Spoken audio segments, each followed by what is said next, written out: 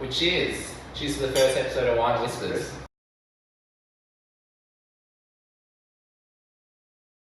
So this is the first episode of our video blog about finance, but also about wine. So we're trying to introduce about how we can help first home buyers today. But we also want to discuss a bit later on about some really good wines. Hopefully there might be some average wines, but also a little bit about the economy and just some general stuff about what's going on. So I'd like to introduce our first guest of Wine and Whispers is Hayden. Hello everyone. So Hayden's new to our team here at Pacific Finance, and he came from a background, which hopefully he'll explain soon, about the first home buying market, and also he was a professional soccer player and played for Perth Glory for a couple of years. So Hayden, do you want to tell us a bit about your background? Yeah, definitely. So played soccer for a number of years. I had a few bad injuries that stopped me playing, so just sort of went into mortgage broking through some friends that I'd known. Yeah. I've always been interested in property as well and real estate, so it was just a good fit to try and help people and get into mortgage broking, and started off working predominantly with first home buyers, construction, and also established homes. Sort of branched out and now part of Pacific Finance. So, enjoying it so far. So we know that the first home buyers market is quite tricky, and it's hard for first homeowners to try and break into the market and try and purchase their first house. So what are some tips and tricks that you can give for a first home buyer looking to purchase their first house? So my first bit of advice, probably if you're thinking about buying a house, is to try and contact a broker. I'm not just saying that because I'm a broker. I think it's important to have a bit of a plan, so you can be looking and not really know what you can afford.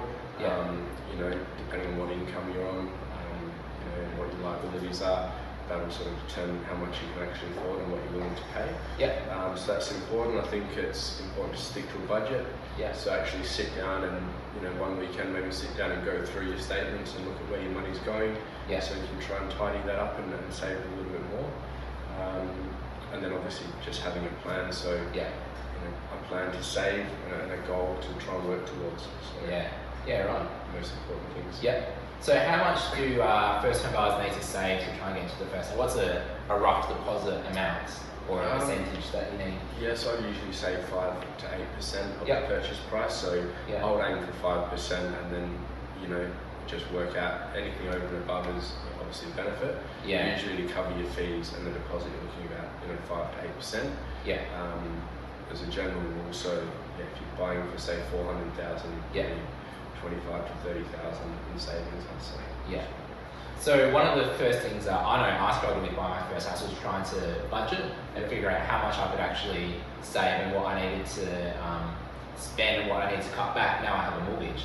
So do you think budgeting is really important for a first home buyer? Of course. I mean, I think it's there's a lot of costs associated with actually buying a property as well. Your rates, insurances, there's lots of different kind of extra costs that you've got to weigh up. Regarding deposits as well, there are other options with lower deposits. But if you're looking at buying a house, I'd say the first thing to do is to stick to a budget and just really sit down and go through your expenses, because obviously once you start paying a mortgage, it's a big commitment. Absolutely. So people say that's your biggest commitment of your life is your mortgage. It's an emotional attachment, obviously, buying a house, but you've got to pay for it. So and obviously if you can pay more, that's better as well.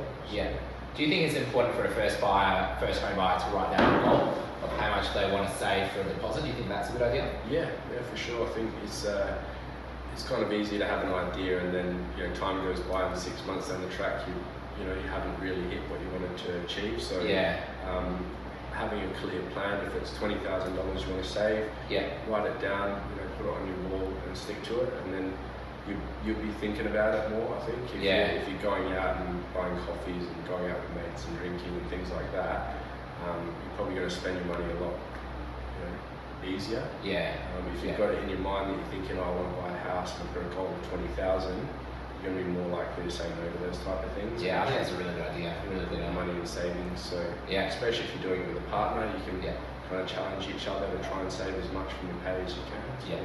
Do you really need that third espresso martini or your 10th espresso martini? Who knows? Maybe not. For the people today.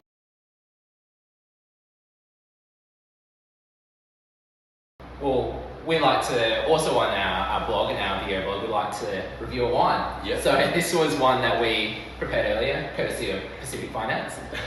So this is an Oyster Bay 2016 Pinot. So I actually think it's not so bad. We had a bit of a sip before.